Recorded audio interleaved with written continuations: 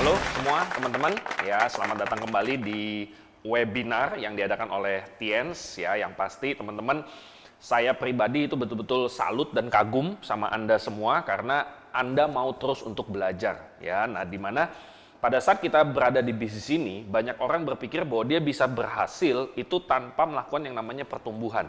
Di mana dari pengalaman saya melihat itu tidak mungkin ya. Kenapa? Karena kita sedang masuk ke sebuah bisnis, masuk ke sebuah organisasi usaha yang dimana kita butuh skill-skill tambahan dan ilmu yang dari pengalaman orang lain, sharing pengalaman dari orang lain yang melalui webinar ini itu akan sangat membantu kita untuk meminimalisasi kesalahan yang akan kita perbuat teman-teman semua. Nah, makanya kenapa saya benar-benar salut ya dengan Anda yang mau terus belajar. Itu nggak mudah Bapak Ibu. Saya harap Anda bisa pertahankan hasrat Anda untuk terus belajar. Nah, ingat teman-teman semua, apa yang akan kita dapatkan di webinar ini tentu sebuah ilmu yang bisa dibilang free atau gratis ya. Saya benar-benar agak bingung ya, bukan agak lagi sebetulnya, bingung sekali kalau orang udah dikasih gratis, dia masih tetap ada alasan, ya tapi kan bayar kuota Pak ya. Itu saya benar-benar bingung teman-teman. Ya Anda bisa bayangin ya, dia buka media sosial dan lain sebagainya, itu tidak pernah memikirkan kuota. Kalau habis harus beli lagi. Tapi pada saat dia mau menambah ilmunya, menambah skillnya, dia malah hitung-hitungan kuota. Jadi benar-benar tidak masuk akal ya. Nah, jadi Bapak Ibu, pada kesempatan kali ini ya, saya ingin men-sharingkan atau sedikit berdiskusi juga dengan Anda, yaitu apa sih sebetulnya yang paling melelahkan di bisnis ini? Apa yang membuat kita itu paling capek di bisnis ini? Ya, beberapa orang yang saya tanya menjawab apa? Presentasi capek. Terus kemudian bangun bisnis di luar kota itu capek. Terus kemudian follow up orang itu capek. Ditolak itu juga capek. Nah, kalau kita mau benar-benar jujur Bapak Ibu, kalau kita presentasi, kita bantuin downline dan dia benar-benar bekerja, dia benar-benar mau belajar, dia benar-benar melakukan, walaupun tidak ada hasilnya, kita puas. Betul tidak Bapak Ibu? Ya, capek betul, tapi puas gitu. Nah, yang saya maksud di sini yang melelahkan, ya bukan yang capek. Kalau capek ya kita tidur seharian juga capek Bapak Ibu, nonton seharian pun capek juga. Tapi yang benar-benar melelahkan itu apa? Betul tidak kalau saya bilang kita bekerja dengan orang yang tidak tepat. Ya, kita sudah punya downline. Dia mau bilangnya mau aktif, tapi setiap kita ketemuan sudah ngundang orang belum? Belum Pak, teman saya mah susah. Sudah coba ngundang berapa? Ya belum, saya kalau mau ngundang si ini kayaknya nggak mungkin bisa, si ini juga nggak mungkin bisa, cuaca juga lagi nggak bagus, kendaraan juga nggak punya, orangnya juga kayaknya susah keluar rumah, kelihatannya orangnya juga nggak butuh bisnis ini, dan seterusnya. Nah, dari pengalaman saya, kalau kita cuma presentasi, itu tidak melelahkan. Tapi mendengarkan hal yang negatif, mendengarkan keluhan dari downline, itu yang benar-benar capek sekali. Nah, jadi yang paling melelahkan di bisnis ini, saya mengambil kesimpulan bahwa bekerja dengan orang yang tidak tepat. Itu yang paling melelahkan di bisnis ini. Terus yang kedua apa? Kitanya yang belum menjadi orang yang tepat, teman-teman semua. Nah, itu pun melelahkan kita juga. Jadi kita nggak tahu nih gimana cara menjadi orang yang tepat, dan kita juga nggak tahu bagaimana sebetulnya orang yang tepat di dalam jaringan kita itu siapa saja, kita nggak tahu juga. Nah, kalau sudah seperti itu, wah itu udah pasti lelah sekali di bisnis ini. Saya ingat pertama kali waktu saya memulai bisnis ini, teman-teman, saya join itu hanya karena nggak enak hati. Jadi alhasil apa? Setiap kali sponsor saya, upline saya, itu menghubungi, mengajak saya untuk bahkan cuma datang ke pertemuan saja, itu saya kasih 1001 macam alasan. Dan dia mulai mengajak saya untuk mulai ngajak teman-teman saya. Saya pun memberikan 1001 macam alasan. Nah, begitu juga pada saat saya punya downline, ya pada saat saya sudah mulai bergerak di bisnis, dan saya punya downline, dan downline ini orang yang tidak tepat Bapak Ibu, bahkan ya, coba Anda renungin, mungkin Anda ngalamin juga. Nggak cuma dia yang ngedown loh, tapi ngedownnya itu menular Bapak Ibu. Kita pun jadi merasa bahwa bisnis ini tuh sulit sekali. Kenapa? Karena kita keseringan ketemu downline yang isinya ngeluh. Ya produknya mahal lah, cari orang susah lah, MLM itu negatif lah orang dengernya, dan lain sebagainya. Kita dengerin terus menerus. Lama-lama apa? Kitanya pun jadi ragu gitu. Nah, itu yang terjadi, betul ya? Jadi teman-teman, bahwa pada saat kita bekerja dengan orang yang tidak tepat, hasilnya bisa-bisa kita pun menjadi orang yang tidak tepat gitu. Jadi bahaya sekali. Nah, kalau begitu, apa cirinya? Ya, ciri orang tepat itu seperti apa. Nah, itu kita juga perlu tahu. Oke? Pertama, Bapak Ibu sekalian, ya, 3 ciri orang yang tepat di bisnis ini. Anda perlu konsultasi ulang sama plan Anda, ya, jangan ambil konsultasi dari atas panggung, apalagi dari video online, ya, dari webinar. Yang pertama adalah, yang perlu kita tahu, ada PV dan BV-nya. Jadi dia menghasilkan omset tentunya Bapak Ibu. Ya, jadi orang yang tepat itu menghasilkan omset. Ya, kita tidak minta begitu dia kategorikan tepat saat ini juga dia langsung ngasilin. Enggak seperti itu juga. Tentu ada proses. Tapi kalau sudah dalam jangka waktu yang cukup lama dan dia terus tidak ada PV-nya 2 bulan, 3 bulan, 6 bulan, 1 tahun, apalagi 3 tahun Bapak Ibu, sadarlah dia bukan orang yang tepat gitu. Ya, jadi jangan hanya serta-merta dia cuma bilang, saya mau sukses Pak, saya tuh mau banget Pak, saya tuh mau sekali ya. Terus seperti itu bukan merupakan ciri orang sukses. Jadi ucapan itu bukan ciri-cirinya. Ciri-ciri kita perlu melihat datanya. Salah satunya apa? PV-BV. Tapi ingat teman-teman, jangan sampai juga kita patokan orang aktif hanya PV dan BV. Nggak bisa, kecuali kita tidak membangun jaringan di bisnis ini. Kalau kita membangun jaringan, jelas kita butuh tidak hanya PV-BV, tapi kita butuh networking, ya, kita butuh manusia yang berkembang di dalam organisasi bisnis kita. Jadi bukan cuman PV-BV, ini salah satunya saja. Jadi jangan terjebak ngelihat, dia selalu ngasilin omset Pak, setiap bulan ada sekian omsetnya. Nah, tidak hanya seperti itu, ini salah satunya saja. Oke, ini ciri-ciri yang pertama. Oke, nah jadi kenapa ada hasil Pak kalau gitu? Kenapa enggak? Yang penting dia bergerak saja. Kenapa harus ada PV-BV? Satu hal Bapak Ibu, produktivitas itu akan dinilai dengan cara apa? Saat ada hasil. Kita nggak bisa bilang bahwa dia produktif, tapi tidak ada hasil. Secara PV-BV, tidak ada yang bergabung, tidak ada yang beli produk, itu tidak mungkin kita katakan apa yang dia lakukan itu produktif. Maka salah satu tandanya perlu yang namanya PV-BV. Ya, salah satu, tapi bukan yang terpenting. Nah, di atas ciri yang pertama, yang penting juga itu apa? Yang kedua, ciri yang kedua, yaitu apa? 7 kebiasaan. Oke? Dan ini 7 kebiasaan bukan hanya tahu loh Bapak Ibu. Saya melihat banyak sekali di dalam jaringan saya itu sudah suka melupakan dalam tanda petik ngecek yang namanya 7 kebiasaan. Namanya kebiasaan artinya apa? Kalau kita ambil contoh yang namanya kebiasaan itu, contoh yang pertama ya, presentasi ini minimal 15 kali per bulannya, ya. Saat Anda merasa lebih gampang nyari jadwal presentasi daripada diam di rumah tidak membuat jadwal, maka itu yang dinamakan dengan kebiasaan. Sudah terbentuk kebiasaannya. Jadi bukan cuman, Pak tahu Pak 7 kebiasaan. Masalahnya sudah jadi kebiasaan belum?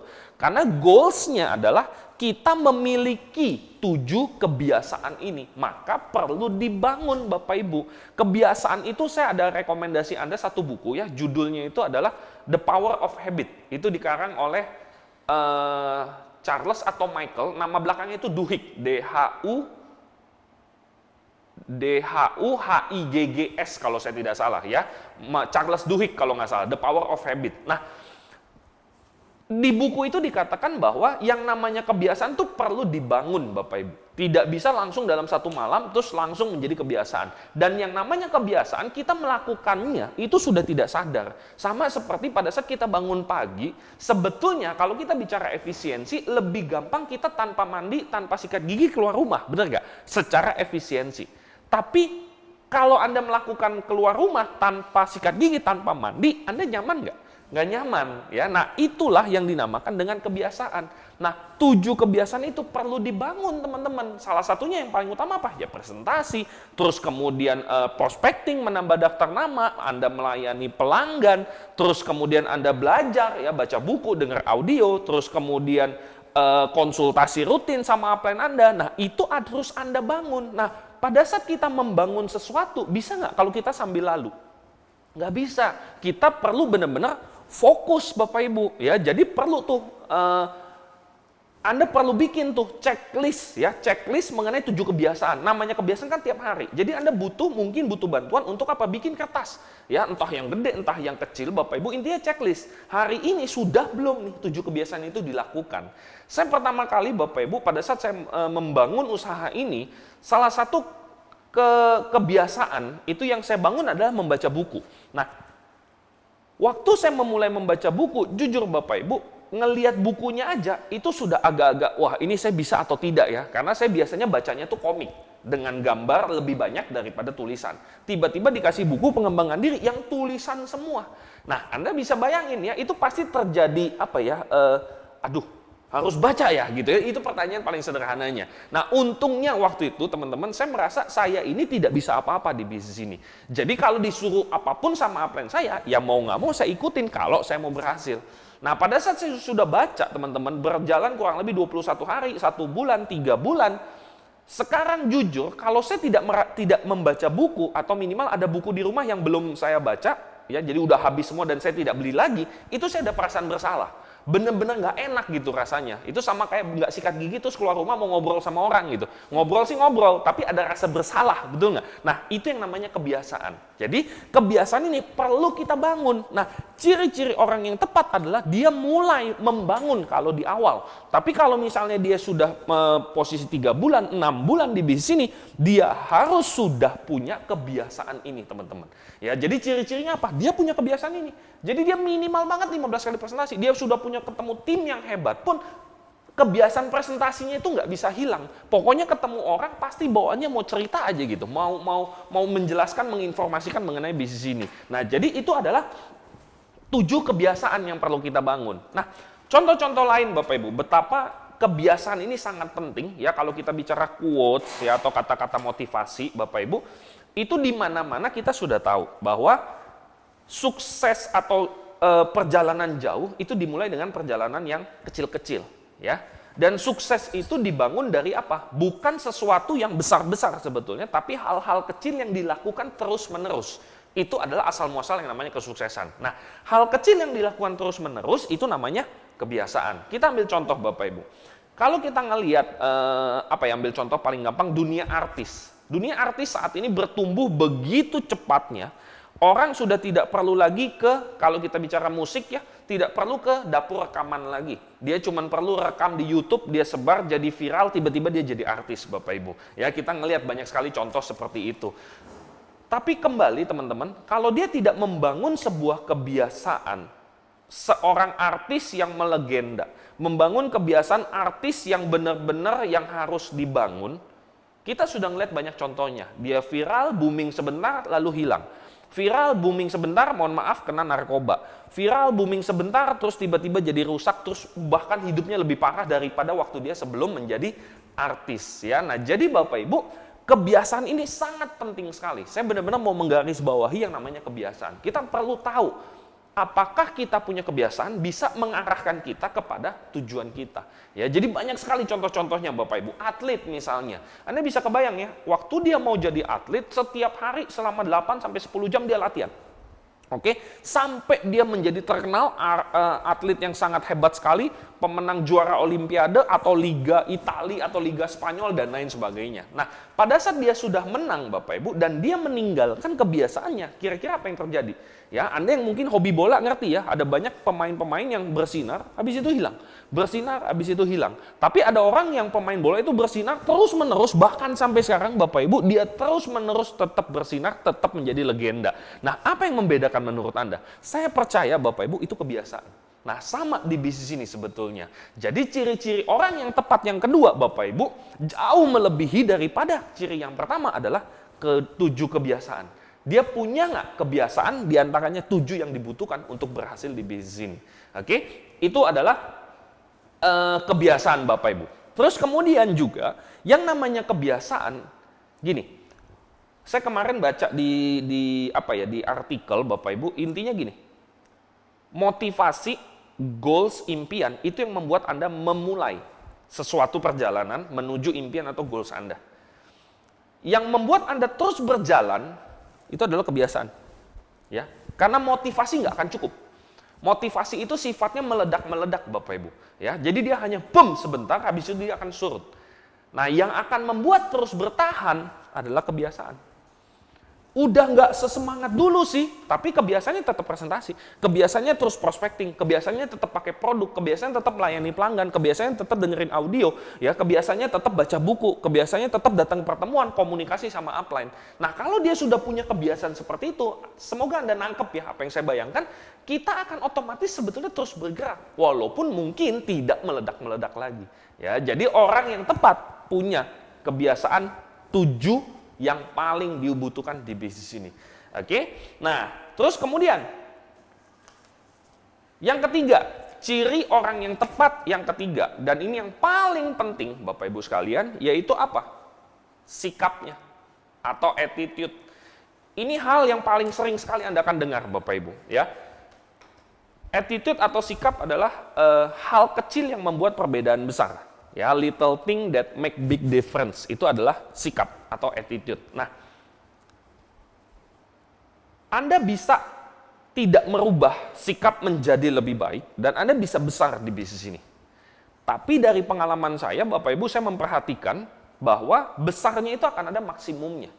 Itu satu. Yang kedua, kalaupun Anda besar, Anda tidak mendapatkan yang maksimal dari bisnis ini. Ya, sikap ini yang akan membuat Anda itu besar sekali. Tidak hanya sekedar besar saja. Sikap Bapak Ibu. Nah, di awal saya pun juga bingung. Ya, banyak sekali upline-upline saya, pertemuan-pertemuan, audio-audio itu yang selalu mendengungkan mengenai sikap. Ya, apalagi kalau kita bicara upline kita, Bapak Ibu ya, salah satu upline kita yang paling tinggi juga ya, yaitu apa? Bapak Louis Tendean. Itu dia punya audio pertama waktu itu namanya Netpi, Bapak Ibu. Itu berjudul sikap positif, ya. Nah, itu menjadi salah satu audio saya yang paling saya andalkan. Kenapa? Karena saya nggak ngerti mengenai sikap ini. Maka kita perlu terus belajar. Kalau nggak ngerti kan belajar. Jadi saya dengerin terus mengenai sikap ini. Kenapa? Karena saya aslinya Bapak Ibu sikapnya itu jelek. Saya adalah orang yang sangat pesimis sekali. Saya orangnya itu pokoknya skeptis. Saya orangnya nggak berani bermimpi. Pokoknya negatif luar biasa. Orang pikir berhasil, pikir keuntungan, saya mikirin ruginya, saya mikirin kegagalannya. Nah, itu saya Bapak Ibu. Jadi sikapnya itu jelek sekali.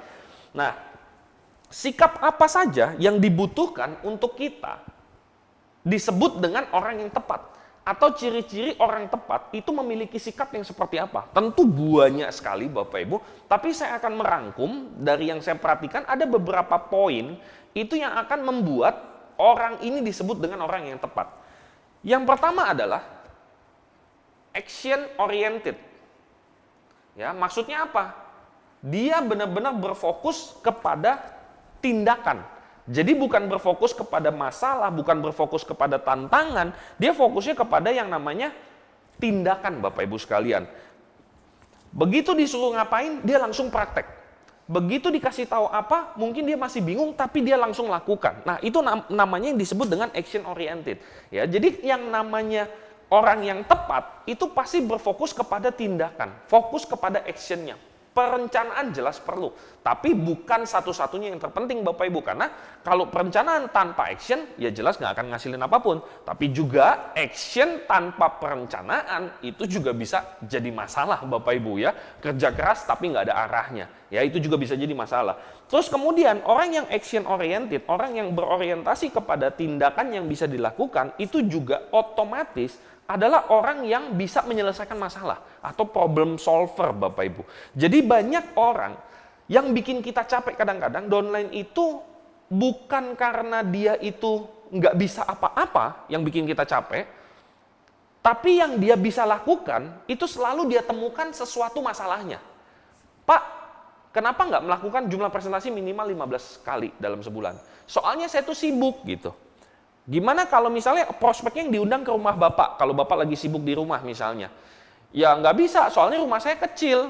Ya udah Pak, ngundang aja sedikit orang. Ya tapi kalau sedikit orang jelas nggak ada hawa untuk closingnya Pak. Oke. Nah, Anda nangkep nggak maksud saya Bapak Ibu? Apapun solusi yang kita kasih yang bisa dia lakukan sebetulnya, dia selalu menemukan masalahnya.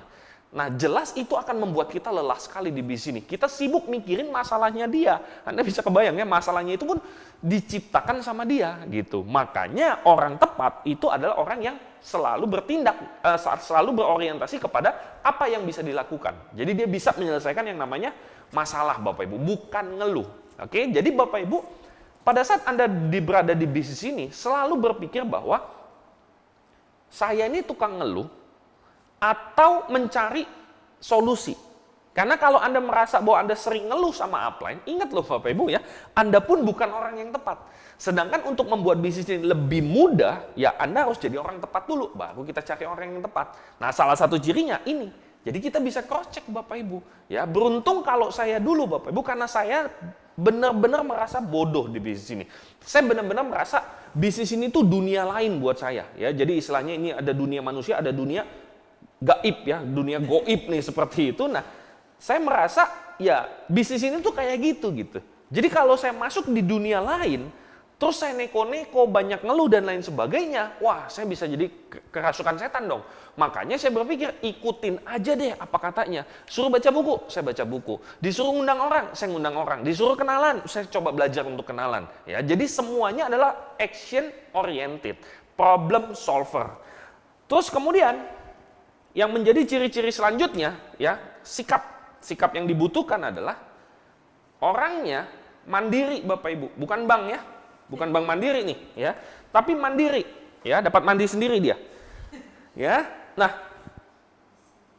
orang tepat sudah pasti adalah orang yang bisa dan berani dan sadar betul, Bapak Ibu, bahwa ini bisnis dia sendiri. Yang namanya dia sudah merasa bisnis ini adalah bisnis dia sendiri, otomatis pasti dia harus mandiri, Bapak Ibu. Ya, Anda bisa lihat di webinar-webinar, Bapak Ibu, di situ ada banyak sekali membahas bagaimana cara kita menjadi seorang yang pro di bisnis ini. Jadi be a pro di bisnis ini. Jadilah orang yang ahli di bisnis ini. Jangan cuma sekedar ikut euforia, ikut rame-rame karena kayaknya heboh terus ikut aja gitu ya, tanpa perlu mempelajari gimana supaya saya bisa ahli di bisnis ini, gimana supaya saya bisa jadi maestro di bisnis ini. Nah, kalau kita sikapnya sudah tidak tepat, ya jelas Bapak Ibu itu tidak akan kita capai. Maka kalau kita bicara mandiri, artinya apa? Golden rule-nya di bisnis ini yaitu apa? Ini bisnis saya sendiri, Bapak Ibu. Nah, itu yang perlu kita tanemin. Dan ngomong-ngomong Bapak Ibu, ini bukan untuk keuntungan siapa-siapa loh. Saya pribadi dari awal, ya beruntung juga Bapak Ibu, saya orangnya juga sungkan. Dalam arti gini, kalau apa yang masih bisa saya lakukan, saya akan lakukan sendiri. Saya nggak akan pernah mau merepotkan orang lain, Bapak Ibu. Walaupun ya tidak 100% itu benar di bisnis ini, tapi itu membuat saya di awal langsung mandiri. Walaupun dalam tanda petik ya, belum waktunya saya udah mandiri. Ya, Anda bisa dengar ya cerita lengkapnya saya. Intinya apa? Di awal saya sudah langsung merasa ini bisnis saya sendiri, maju atau tidaknya semua tergantung saya, tidak ada hubungan sama upline saya, tidak ada hubungan sama downline, apalagi sama crossline saya. Semua tergantung di diri saya sendiri, Bapak Ibu. Nah, itu yang saya tanemin dan saya mendapatkan benefit yang benar-benar luar biasa loh.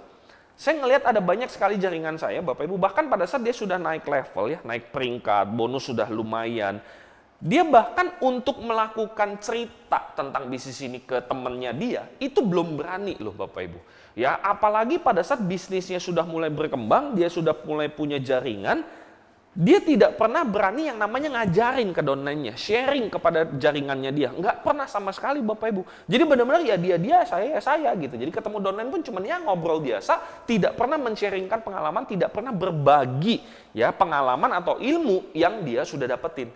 Ya, di awal saya Bapak Ibu, pada saat jaringan baru 2-3 orang, saya sudah bisa sharing. Pada saat jaringan sudah 10-20 orang, wah itu saya sudah bikin PPT sendiri teman-teman semua. Ya, pada saat jaringan sudah mulai puluhan orang, bahkan saya bisa bikin dream sharing sendiri teman-teman. Anda bisa bayangin ya, itu benar-benar kalau orang lihat matang sebelum waktunya mungkin. Tapi itu akibat dari apa? Mandiri. Jadi saya terus berpikir, bagaimana untuk menerapkan apa yang saya dapat langsung ke jaringan. Dapat apa langsung diterapin, dapat apa langsung diterapin Bapak Ibu. Dan itu yang disebut dengan orang yang tepat. Ya, Anda bayangin kalau Anda bekerja sama dengan orang yang mandiri, ya Anda pasti bahagia nggak Bapak Ibu?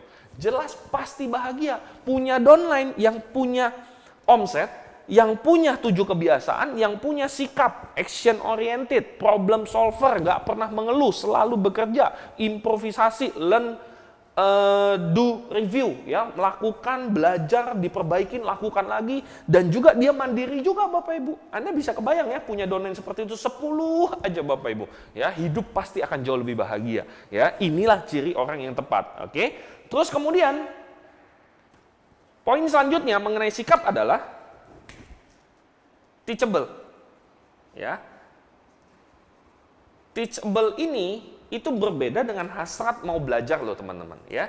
Teman-teman yang nonton saat ini itu hasrat belajarnya pasti tinggi sekali, dan itu saya benar-benar salut sekali. Itu sangat dibutuhkan di bisnis ini kalau Anda pengen jadi pemimpin yang besar di usaha ini. Tapi ingat, hasrat belajar dengan teachable itu beda. Teachable itu adalah bisa dikasih tahu, bisa dikasih masukan, ya. Itu yang namanya teachable. Mungkin Bapak Ibu kita merasa kita sudah tahu semua. Tapi sekali lagi, tidak ada salahnya kalau kita selalu mendengarkan masukan. Selalu minta masukan, itu tidak pernah ada salahnya. Jangan sampai Bapak Ibu, kita menjadi orang yang tidak teachable. Dalam arti gini, dikasih tahu, ngeyel. Dikasih tahu lagi, ngeyel. Dikasih tahu lagi, marah bahkan Bapak Ibu. Ya, saya punya donen yang seperti itu. Begitu dikasih tahu, udahlah nggak usah ikut campur. Ya, akibatnya apa? Saya nggak akan ngasih tahu lagi Bapak Ibu. Justru pada saat nanti satu titik ada hal yang penting sekali, itu malah jadi bingung kitanya sebagai upline Bapak Ibu. Kita bingung nih, mau kasih tahu nggak ya gitu. Soalnya dulu sih terakhir dikasih tahu dia malah marah, malah ngambek Bapak Ibu. Nah makanya jangan sampai Anda tidak teachable, itu bahaya sekali. Dan pada kesempatan kali ini juga saya ingin menceritakan mengenai aib saya juga Bapak Ibu. Ya, kenapa saya sangat dalam tanda petik sangat memahami perbedaan antara mau belajar dengan mau diajar, karena saya orang yang punya hasrat belajar sangat tinggi sekali, tapi saya sangat tidak teachable Bapak Ibu. Saya 8 tahun bandel sama upline saya. Apapun yang dia kasih tahu, itu saya blok di depan, bahkan sebelum dia ngomong Bapak Ibu. Jadi pada saat upline saya, Pak Andrian Tejo Putro mendekat, saya pasti menjauh. Di mana ada Pak Andrian Tejo Putro, sudah pasti tidak ada Elvanto. Ya, bertolak belakang ya Bapak Ibu ya. Jadi setiap ada Pak Andrian Tejo Putro di mana, saya pasti nggak ada di situ. 8 tahun loh Bapak Ibu, Anda bisa bayangin ya betapa saktinya saya. Ya, akhirnya apa? Sakti mandragunanya hilang, hancur juga Bapak Ibu. Makanya sekarang, taubat. Ya, jadi upline saya itu di mana ada Pak Andrian Tejo Putro, di situ ada Elvanto pasti, gitu ya. Yang ngangkatin tasnya, mijitin, nyiapin kopi. Itu saya pasti Bapak Ibu ya. Jadi benar-benar saya merasa bahwa menerima, saat kita tidak bisa menerima masukan Bapak Ibu, itu sama saja kita belajar pun hanya belajar sesuatu yang kita mau.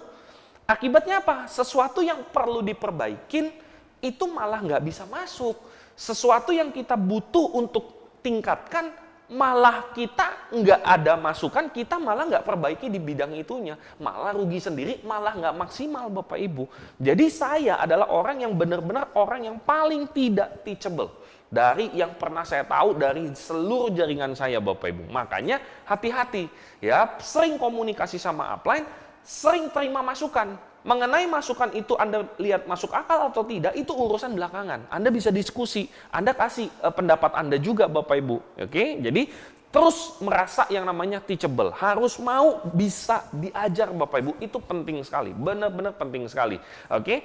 Nah, lalu saya pribadi Bapak Ibu di awal itu sangat teachable sebetulnya ya, di awal loh ya, di awal itu saya sangat teachable sekali Bapak Ibu. Sampai pada saat perkembangan bisnis saya lumayan cepat. Nah, pada saat perkembangan bisnis saya lumayan cepat, hasrat belajar tetap tinggi, tapi teachable-nya hilang. Oke, semoga Anda paham maksud saya ya. Jadi hasrat belajar saya itu nggak pernah berhenti, terus sampai sekarang. Tapi teachable-nya itu hilang Bapak Ibu. Dan itu mengakibatkan apa? Ya stagnan, baca buku terus, datang seminar terus, tapi pengembangan pribadinya tetap mentok. Karena saya datang ke seminar mau belajar cuman sesuatu yang saya mau dengar. Yang saya tidak mau dengar, itu pasti ke-skip. Dan begitu ketemu orang yang mau ngasih tahu, saya langsung blok.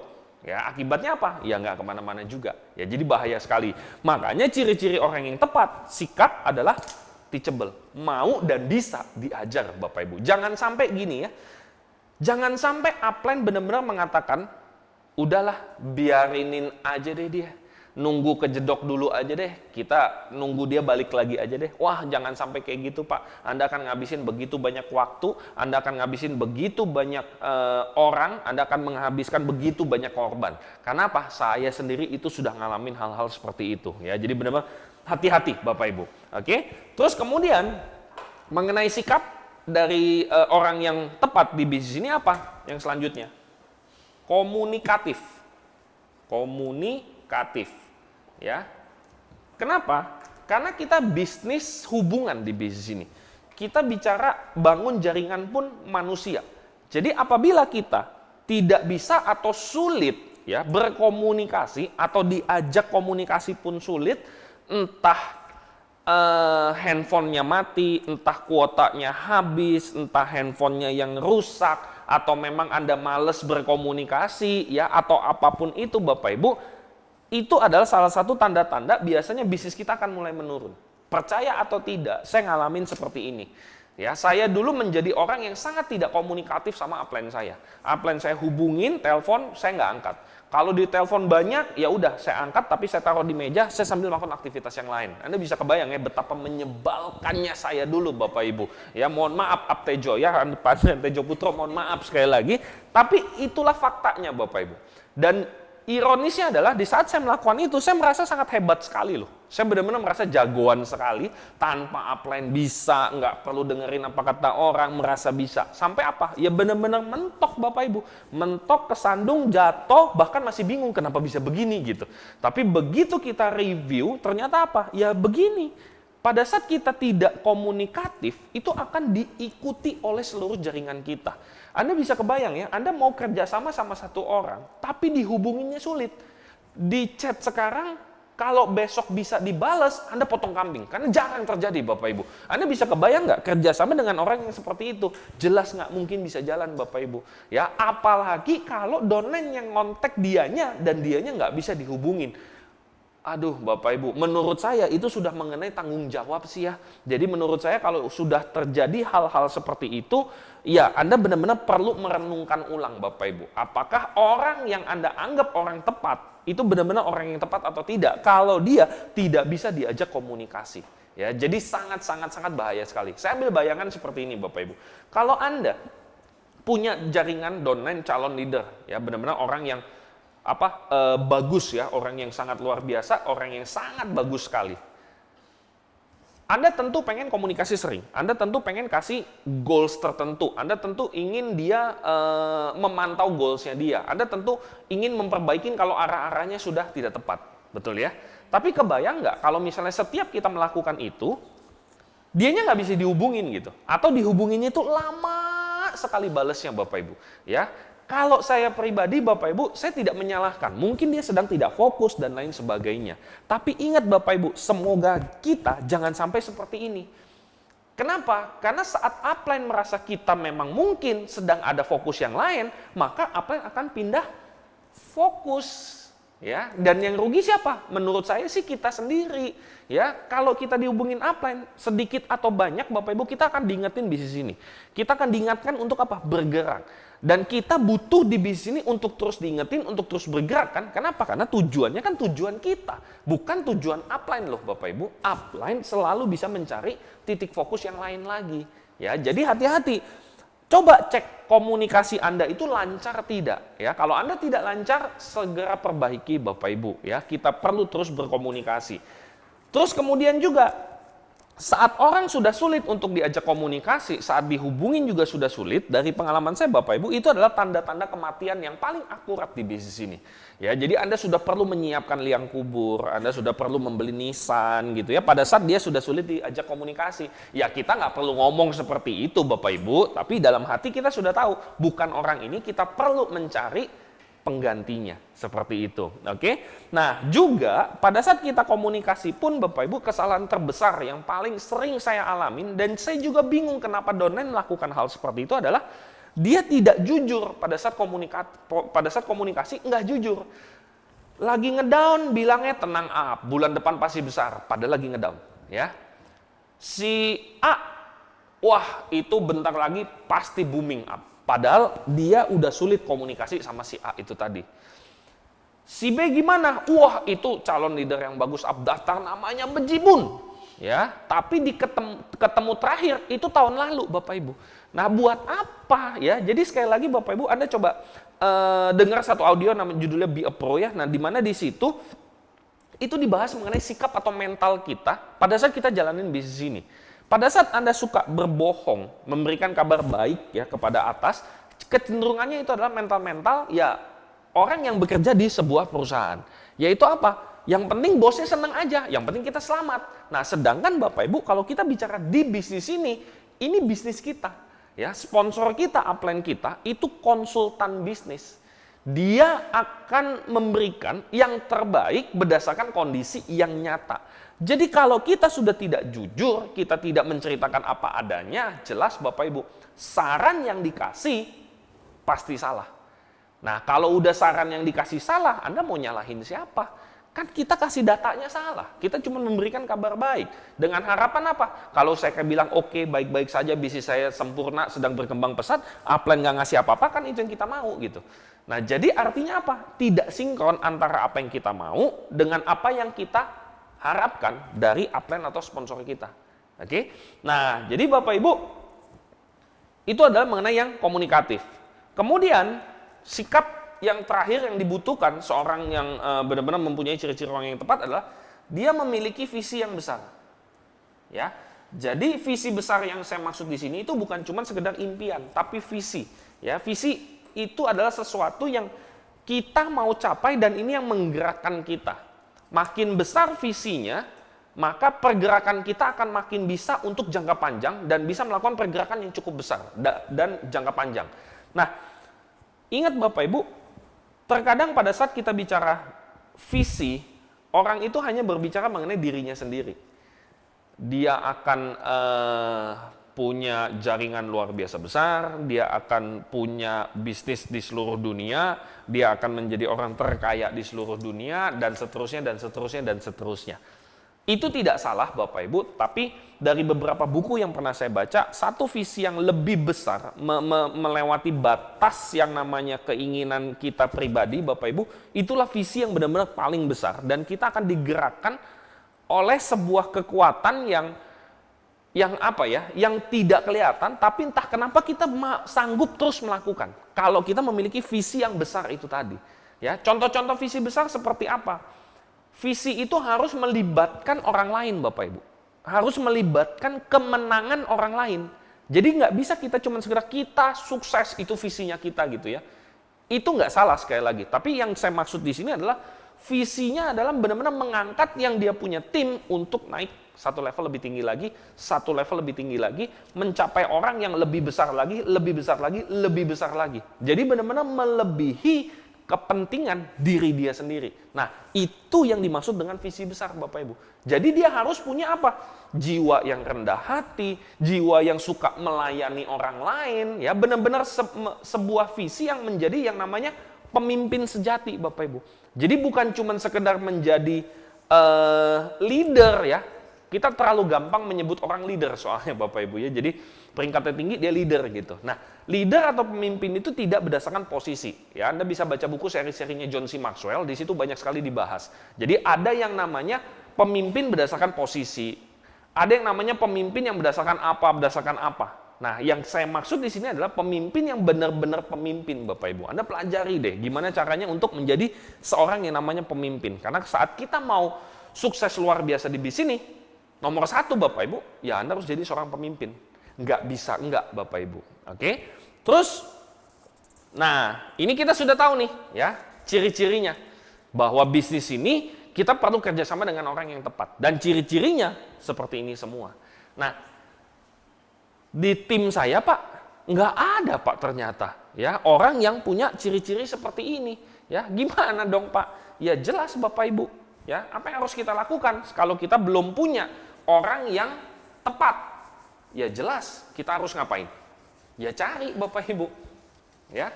Jadi kita harus yang namanya cari orang yang tepat. Karena kalau tidak ada orang yang tepat artinya Anda belum memulai membangun bisnis ini. Kita harus nyari. Nah, kalau kita bicara nyari Bapak Ibu, nomor satu yang paling penting adalah numbers atau angka. atau jumlah orang yang Anda ceritakan. Ya, sangat ironis sekali kalau kita cuma mau ngundang satu orang, kita berharap satu orang itu datang, dan orang yang datang itu kita presentasi dan dia join, dan yang join ini kita follow up terus dia bergerak, dan kemudian dia bergerak, kemudian dia sukses.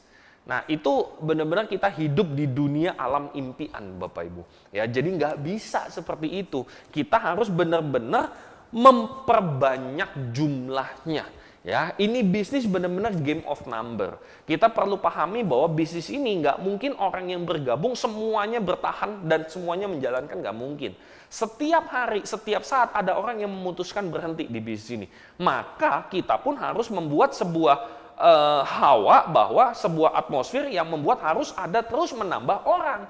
Dan jumlah orang yang masuk dibandingin dengan jumlah orang yang keluar harus lebih banyak yang masuk. Makanya ini yang harus kita fokuskan, Bapak Ibu, pada saat kita mencari orang yang tepat. Karena orang yang tepat itu kita nggak bisa apa-apain, kita nggak bisa bentuk, Bapak Ibu, kita nggak bisa maksa, itu nggak bisa. Karena itu harus dari diri dia sendiri. Ya, makanya kita harus bermain di numbers, bermain di angka. Ya, seberapa banyak, Pak? Kalau kita bicara secara standar, Bapak Ibu, konsultasi ulang lagi-lagi sama upline Anda, minimal sekali setiap bulan kita pribadi itu harus nambah minimal 5 frontline per bulannya.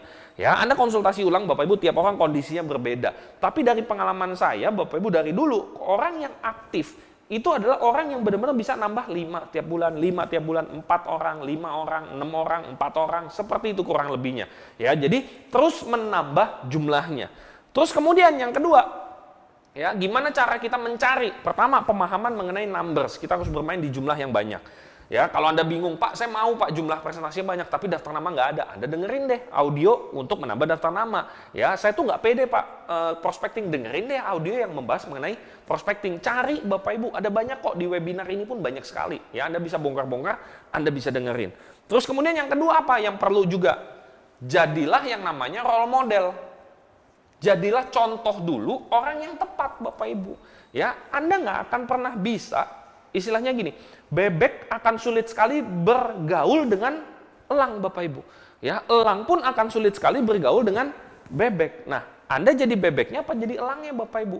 Ya, itu yang akan membuat lingkungan Anda orang-orang yang sejenis. Jadi kalau kitanya role modelnya udah salah, sikap kita yang udah jelek duluan, ya, kita punya kebiasaan dibangun berantakan semua. Bagaimana caranya kita bisa ketemu orang yang tepat? Ketemu pun biasanya orang tepatnya pun nggak bisa kita arahin, Bapak Ibu. Ya, kenapa? Karena contohnya udah salah. Ini bisnis duplikasi. Ya, Anda perlu menunjuk yang benar seperti apa, maka mereka akan ngikut. Orang tepat itu akan ngikut. Jadi kalau kita nunjukinnya udah salah, orang salah yang akan ngikut, Bapak Ibu. Ya, orang yang benar itu malah nggak ikut. Ya, makanya kenapa penting sekali role model, karena bisnis ini bisnis duplikasi. Lebih gampang orang tuh meniru di bisnis ini. Terus yang ketiga, Bapak Ibu, ya, Anda perlu mengenali bibitnya. Karena orang tepat itu mulai dari bibit, ya, dibangun. Jadi bukan serta-merta ketemu orang tepat, baru join langsung dicap sebagai orang tepat lalu ditinggal, Bapak Ibu. Ya, nggak bisa, karena mulainya itu dari yang namanya bibit, Bapak Ibu. Jadi semua itu mulainya dari bibit. Makanya kita perlu ngenalin, ya, bibitnya itu seperti apa. Oke, nah. Pada saat kita jumlahnya banyak, numbersnya banyak, dan kita sudah menjadi role model, kita sudah mencatat ciri-ciri orang tepat, dan kita berusaha terus memaksa diri menjadi orang yang tepat, menjadi role model yang tepat, ya, baru Bapak Ibu kita mulai mengenali atau mengenali bibit-bibitnya. Dari pengalaman saya, Bapak Ibu, orang baru join nggak mungkin langsung menjadi ciri-ciri orang yang tepat tadi. Dia perlu dilatih. Tapi ada ciri-ciri bibit-bibit bagus, Bapak Ibu. Ya, kalau Anda pernah, saya pernah miara ikan koi, ya, dikasih salah satu rekan saya, Pak Ade dari Semarang. Itu ada ciri-cirinya. Jadi mulai dari anakan yang kecil-kecil sekali, Bapak Ibu, pada saat dia sudah berumur beberapa lama, nah udah kelihatan tuh mana yang bagus, mana yang enggak. Bahkan katanya yang enggak bagus itu, Bapak Ibu, itu ya agak-agak nggak baik Bapak Ibu, tapi katanya itu dijadikan pakan lagi gitu. Jadi yang nggak bagus itu malah disisihin, ya dimatiin, terus dijadiin pakan, dikasih lagi ke koi yang bagus. Anda bisa kebayang ya, saya nanya, kenapa dimatiin gitu? Karena itu nanti akan merusak, akan menjadi beban, menambah biaya, karena harus dikasih makan dan lain sebagainya lah intinya Bapak Ibu. Tapi poin saya adalah bukan bahas mengenai koinya, tapi ada ciri-ciri bibit bagus. Nah, dari pengalaman saya, ciri-ciri bibit bagus itu apa? Dia memiliki front line yang cukup banyak di awal. Jadi dia dalam sebulan bisa ngerekrut 5 orang, 6 orang, 4 orang. Nah, itu ciri-cirinya Bapak Ibu. Jadi pada saat kita nggak tahu apa-apa, tiba-tiba dia punya front. Dia ngejoinin orang lagi, punya front lagi. Nah, ini ciri-cirinya. Ya, ini bibit bagus Bapak Ibu. Itu yang perlu kita fokusin. Terus kemudian yang kedua apa? Dia pun mandiri. Ya. Jadi bukan orang yang kalau disuruh baru gerak. Bukan. Dia belum disuruh apapun, dia udah gerak Bapak Ibu. Ya. Jadi orang yang tepat, bibit orang yang tepat biasanya kayak begini. Disuruh sedikit aja, dia langsung praktek. Disuruh 1 langkah, dia ngelangkah 1 langkah. Bahkan kadang-kadang 2-3. Dan kalau dia melakukan kesalahan, begitu dia balik, biasanya apa? Dia nggak ngeluh Bapak Ibu. Dia ketawa biasanya. Iya, kemarin gue coba ngundang, iseng-iseng nih, gue pakai cara yang lu nggak saranin. Ternyata bener lo reaksinya, lucu ya. Ya udah, nanti setelah ini saya akan melakukan sesuatu yang benar deh. Nah, Anda bisa kebayang ya, itu bibit orang yang tepat Bapak Ibu. Terus kemudian yang paling penting juga apa? Orangnya tidak mengeluh. Ya. Anda konsultasi ulang Bapak Ibu dengan upline-upline Anda, sponsor-sponsor Anda Bapak Ibu, tapi ciri yang pasti orang yang tidak tepat, bibitnya kurang bagus adalah dia suka ngeluh. Itu yang udah pasti Bapak Ibu. Dan sekali lagi konsultasi ulang Bapak Ibu, usahakan apa? Anda cari numbersnya, Anda banyakin, benar-benar banyakin Bapak Ibu, sampai apa? Kalau bisa orang yang suka mengeluh, itu sudah nggak ada waktu untuk Anda urusin lagi. Kalau Anda number sedikit, mau nggak mau kan ketemu dia terus. Donennya 1 kok. Ya, donennya 1, ketemu OP dia lagi, ketemu OP dia lagi. Abis OP pas bubar pasti ngeluh. Ya, presenternya jelek ya. Untung gue nggak bawa orang. Ya elah Bapak Ibu ya, kadang-kadang presenter bagus juga dia juga nggak bawa orang kok gitu. Jadi cuman alasan aja, AC-nya panas nih ya gitu. Produknya mahal sih, tapi dia datang terus Bapak Ibu. Ya, bercandaan kita sih yang orang kayak begini Bapak Ibu, mendingan apa? Ya matiin aja. Kenapa Bapak Ibu? Ya, ini nggak Anda jangan lakukan itu, tapi maksud saya gini.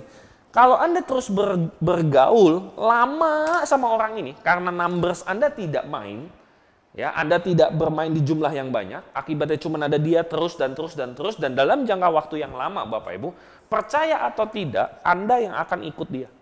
Anda yang akan ikut apa? Iya juga sih. Kenapa? Karena dia konsisten loh Bapak Ibu. Ya, dia konsisten, dia persisten. Pokoknya Anda kasih sesuatu yang positif, dia akan bantai Anda lagi dengan yang negatif. Ini kan produknya mahal loh, tapi kan produknya berkualitas. Ada kok produk berkualitas yang nggak mahal juga. Iya, tapi kan itu biasanya palsu. Nggak mungkin juga begini. Wah, pokoknya habis deh Bapak Ibu. Energi kita habisnya di sini. Ya, jadi hati-hati pada saat kita ketemu orang yang suka ngeluh. Ya, saya pribadi jujur Bapak Ibu nggak kuat. Bener-bener saya tuh paling nggak kuat orang yang suka ngeluh. Masalah dengan ngeluh itu berbeda Bapak Ibu. Ya, kemarin saya baru baca buku Ken Blanchett ya kalau nggak salah ya, One Minute Manager. Di situ dikatakan bahwa masalah itu adalah terjadi ketidaksamaan antara apa yang Anda inginkan dengan kejadian nyata. Semoga Anda nangkep maksud saya ya, Anda baca aja bukunya. Yang namanya ngeluh apa? Anda tidak tahu maunya seperti apa. Anda cuma tidak suka dengan keadaan saat ini, tapi juga nggak tahu mau kemana. Harusnya gimana, juga nggak tahu. Nah, itu yang namanya ngeluh, Bapak Ibu sekalian. Ya, jadi jangan sampai orang yang suka mengeluh, itu kita andalkan sangat-sangat, Bapak Ibu. Tetap kita bisa proses, kita proses. Tapi kalau misalnya dia terus ngeluh, saran saya, Bapak Ibu, numbersnya dibanyakin deh. Ya, kalau bisa kita sudah tidak ada waktu ngurusin dia lagi. Jadi kita cari orang yang banyak sampai tidak ada waktu buat ngurusin dia lagi. Ya, ingat Bapak Ibu konsultasi ulang ya sama upline-upline Anda. Oke, nah setelah Bapak Ibu ya kita sudah nyari nih numbers terus seperti ini, kita bisa ngenalin bibitnya, kita sudah menjadi yang namanya role model. Setelah itu apa Bapak Ibu? Setelah kita ketemu orang-orang yang bagus, ketemu bibit-bibitnya, pada saat kita sudah mencari, kita ketemu nih bibit-bibitnya kan. Nah, setelah kita ketemu, untuk dia menjadi orang yang tepat, seperti yang tadi saya ceritakan, kita perlu ngapain? Jelas Bapak Ibu, kita perlu kembangkan. Ya, kita perlu kembangin nih mereka nih. Dia nggak mungkin otomatis Bapak Ibu. Perlu ada seorang pemimpin sejati, bukan cuma leader berdasarkan peringkat Bapak Ibu. Saya sudah melihat banyak sekali leader merasa leader karena peringkat. Itu benar-benar leader karena posisi. Ya, itu seperti Anda belum waktunya, tapi karena punya kenalan atasan Anda yang saudara Anda sendiri, Anda dinaikin jadi manajer, Anda dinaikin jadi direktur. Udah pasti hancur kok Bapak Ibu. Ya, cepat ataupun lambat. Makanya kita perlu benar-benar belajar menjadi seorang yang namanya pemimpin. Ya. Waktu kita ngembangin Bapak Ibu, kita perlu tahu, ada yang namanya pemicu. Dari bibit dia terpicu benar-benar mau menjadi orang yang tepat. Ya, nah pemicunya itu apa aja? Dari pengalaman saya Bapak Ibu, yang pertama yang paling kuat adalah pertemuan. Makin besar pertemuan, makin ngeri efeknya. Triggernya, pemicunya ini bekerja benar-benar dahsyat tuh di pertemuan. Saya pribadi Bapak Ibu memutuskan, ya, saya akan berhasil di bisnis, saya akan menjadi orang yang dibutuhkan untuk berhasil di bisnis itu setelah datang ke pertemuan Bapak Ibu sekalian, ya. Jadi pertemuan besar, wah saya mau tuh seperti itu. Apa yang dibutuhin, saya akan lakukan semuanya. Nah, itu di pertemuan. Yang kedua Bapak Ibu adalah audio. Audio. Ya. Nah, ini ada yang seperti itu, yang menjadi trigger, terpicu karena audio Bapak Ibu, tapi tidak bisa menggantikan yang namanya pertemuan. Ya, jadi benar-benar trigger paling dahsyat adalah pertemuan. Dan yang ketiga yang paling bisa tapi paling lemah yaitu apa? Buku. Ya. Nah, makanya kenapa Bapak Ibu, saya yakin upline Anda menyarankan 3 ini dijalankan semua.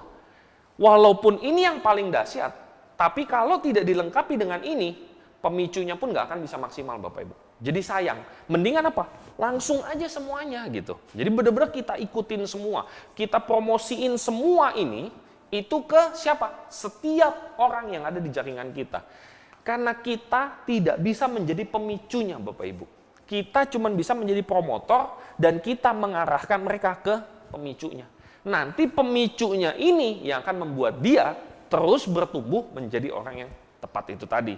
Oke? Terus yang kedua, ya, setelah kita tahu pemicunya, lingkungan. Kita harus memberikan lingkungan yang tepat Bapak Ibu.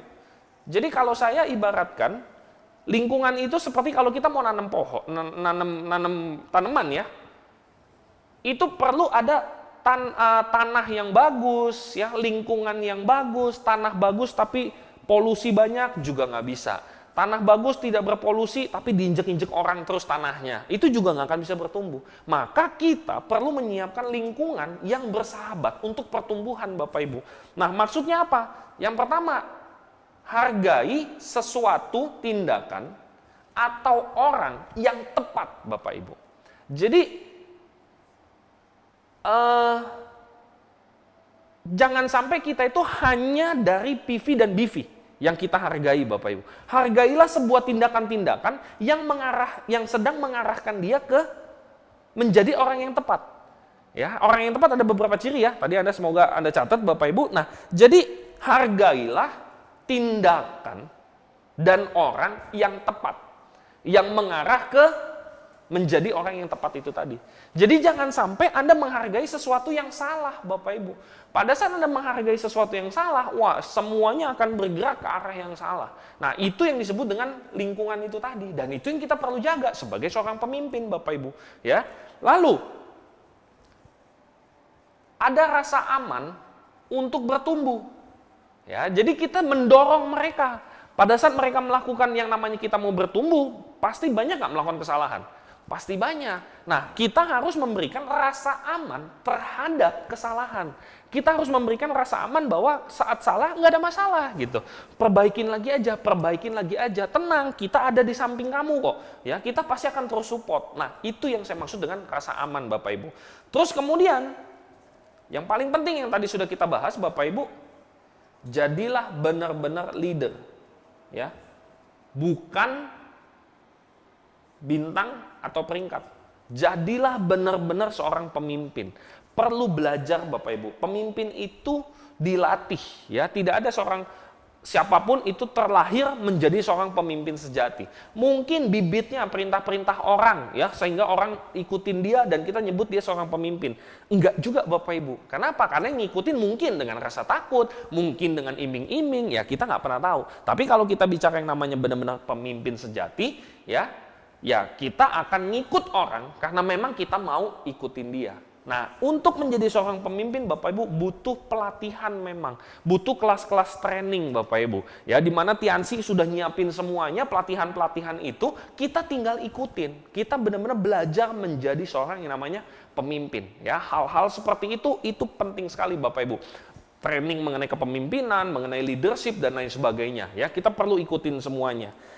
Terus kemudian yang terakhir Bapak Ibu, yaitu apa? Sumber daya. Nah, sumber daya ini maksudnya apa? Banyak. Ya, salah satunya apa? Pemimpin itu sendiri. Pemimpin itu sendiri adalah sumber dayanya. Pemimpin yang sejati itu bukan orang yang tahu segala-galanya Bapak Ibu. Tapi pemimpin yang sejati itu tahu orang yang seperti ini harus belajar mengenai apa. Tahu ini orang skillnya, talentanya, hebatnya di mana. Dan dia harus ikut pelatihan yang seperti apa. Harus baca buku yang seperti apa. Audio yang mana yang dia harus dengar duluan. Harus melakukan apa untuk belajar mengembangkan dia punya kemampuan atau talenta itu tadi. Jadi Bapak Ibu, salah satu sumber daya yang kita butuhkan apa? Pemimpin yang benar-benar pemimpin. Dan saya berharap Bapak Ibu melalui webinar ini Anda memutuskan Anda yang menjadi seorang pemimpin itu. Pemimpin yang mengembangkan orang lain Bapak Ibu. Bukan hanya sekedar berfokus untuk diri sendiri, tapi fokus kepada ngembangin orang lain. Terus kemudian salah satu yang bisa menjadi sumber daya apa? Pertemuan. Pertemuan-pertemuan terutama bagian yang pelatihan-pelatihan atau kelas-kelasnya Bapak Ibu. Ya, jadi kelas-kelas pelatihan yang memang benar-benar terstruktur. Jadi awal menjadi bibit, dia belajar apa? Kemudian menjadi pemimpin, terus menjadi pemimpin yang memberdayakan orang lain. Nah, itu kita semua perlu ada ikut kelas-kelas dan pelatihan-pelatihannya. Ya, ada banyak sekali kok Bapak Ibu di luar sana, ya, pelatihan-pelatihan seperti itu. Terus yang paling penting juga yang benar-benar gampang dan ada di lingkungan kita apa? Alat-alat bantu yang tepat. Ya, audio-audio, webinar, pertemuan-pertemuan, ya, buku yang ada di Gramedia, toko Gunung Agung dan lain sebagainya. Ya, nah itu semua Bapak Ibu yang akan memberikan pertumbuhan yang maksimal. Ya, setiap kita ketemu orang yang tepat, kita bisa kembangin. Nah, Anda kebayang nggak? Bisnis Anda akan seperti apa Bapak Ibu? Ya, jadi kalau saya ibaratkan yang namanya kembangin, ya, kita butuh pemicunya. Kita pertama jelas butuh bibitnya Bapak Ibu. Kita nyari bibitnya dulu, ya, bibit tanaman pohon beringin lah misalnya, ya. Kita sudah punya nih bibitnya. Terus pemicunya seperti apa? Ya, itu bibit kalau kita cuma taruh di katakanlah di kulkas misalnya, bisa nggak dia bertumbuh? Ya, jelas nggak bisa. Dia butuh pemicunya dulu Bapak Ibu, butuh triggernya dulu. Ya, saya nggak begitu ngerti pertanian, tapi mungkin dengan cara apa?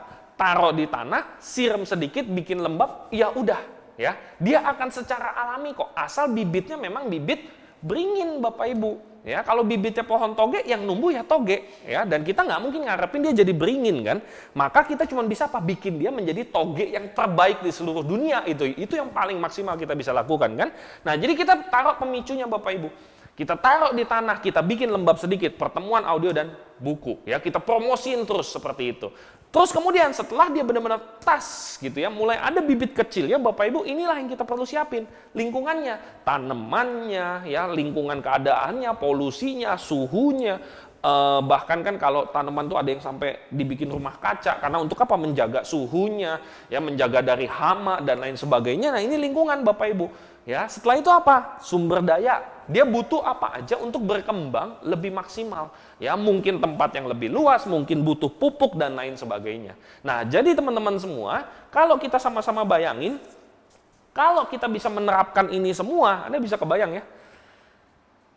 Ciri orang yang tepat sudah ada. Bagaimana caranya untuk menjadi orang yang tepat juga sudah disiapkan. Ya, Tiansi udah nyiapin semuanya. Terus kemudian orang yang tepat, bibit-bibitnya pun kita masukin terus ke seperti itu. Nah, Anda bisa kebayang nggak, bisnis Anda itu akan otomatis berkembang nggak menurut Anda? Saya yakin pasti akan otomatis kok Bapak Ibu. Nah, kenapa mungkin selama ini banyak yang dalam tanda petik tidak otomatis? Karena tidak diperhatiin Bapak Ibu. Mulai dari kebiasaannya pun, role modelnya dan lain sebagainya, tidak diikutin semua. Nah, saya harap Bapak Ibu setelah webinar ini, Anda praktekin Bapak Ibu. Anda review diri Anda sendiri dulu. Saya orang yang tepat bukan sih? Kalau bukan atau belum, saya mau nggak jadi orang yang tepat? Kalau saya sudah memutuskan mau menjadi orang yang tepat, apa yang harus saya pelajarin? Apa yang harus saya cari? Pelatihan apa yang harus saya ikut? Ya, leader mana yang harus saya ajak konsultasi, brainstorming, ngobrol. Untuk apa? Membuat saya bisa menjadi orang yang tepat. Sehingga saya bisa mencari orang yang tepat, bisa melatih orang yang tepat juga Bapak Ibu. Kenapa? Karena kalau Anda sudah kembangin ini semua, praktekin. Ingat loh, tanggal 21 Januari kita ada TAC Bapak Ibu. TNS Award Celebration. Mungkin dengan tema yang berbeda, tapi intinya itu adalah TAC Bapak Ibu.